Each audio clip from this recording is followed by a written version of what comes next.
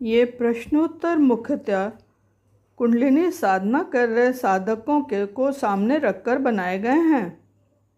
इनका लाभ वृद्ध, वयस्क, गृहस्थ, महिलाएं एवं किशोर भी उठा सकते हैं। वे अपने जीवन के आधार में सुधार ला सकते हैं। नमस्कार, मैं तीर्थ बोल रही हूँ। साधक अभिजीत ने सूक्ष्म संरचना के बारे में जानने की उत्सुकता दिखाई। उसने पूछा, मुझे नीचे से पहले चक्र, मूलाधार चक्र में अंकित विभिन्न संकेतों को, उनके प्रतीकों की छवि के बारे में जानना है। कृपया इस पर प्रकाश डालें। मैंने कहा, मूलाधार चक्र हमारी चेतना का पहला पड़ाव है।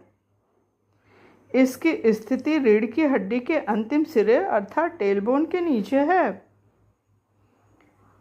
इसके रेखा चित्र हमें जननांगों के नीचे से आधार तक मिलेंगे।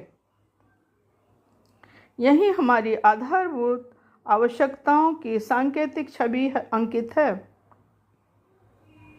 जो कुछ भी प्राकृतिक एवं पाश्विक है, उसका संबंध इस चक्र से है। अतः यह हमारी भौतिक तथा पार्थिव हस्ती है। संतों द्वारा प्रदत्त अंकन में कई सांकेतिक चित्रण सघन कर दिए गए हैं। मैं क्रमशः उसे बताती हूँ और संक्षेप में उसके अर्थ भी स्पष्ट करती हूँ। पहला, इस चक्र में 4 कमल दल हैं। इस चक्र का तत्व पृथ्वी तत्व है। दूसरा, चक्र का रंग लाल है। कभी कभी गुलाबी रंग की भी प्रस्तुति होती है। यह शक्ति का प्रतीक है। तीसरा है उल्टा त्रिकोण। यह ब्रह्मांडीय ऊर्जा का संचार हमारे अंदर दिखाता है। चौथा, शिवलिंग का अंकन हमारे अंदर सूक्ष्म प्राण की अभिव्यक्ति है। पांचवा, कुंडलिनी मारे सर्पिणी अपनी पूंछ को मुंह में दबाए हुए निद्रा में है। यह दूसरे आयाम की ऊर्जा है। छठा, इस चक्र का पशु हाथी है, जो बुद्धिमान होता है अर्थात ज्ञान का प्रतीक होता है। सातवां है देवता गणेश जी तथा देवी काली जी, जो डाकिनी कहलाती है और उन्हीं के द्वारा यह चक्र रक्षित है। इसका बीज मंत्र भी है। 9वां है, इस चक्र में अनेक नाड़ियाँ जुड़ी हैं। ईड़ा, पिंगला और सुषुम्ना का भी संबंध है।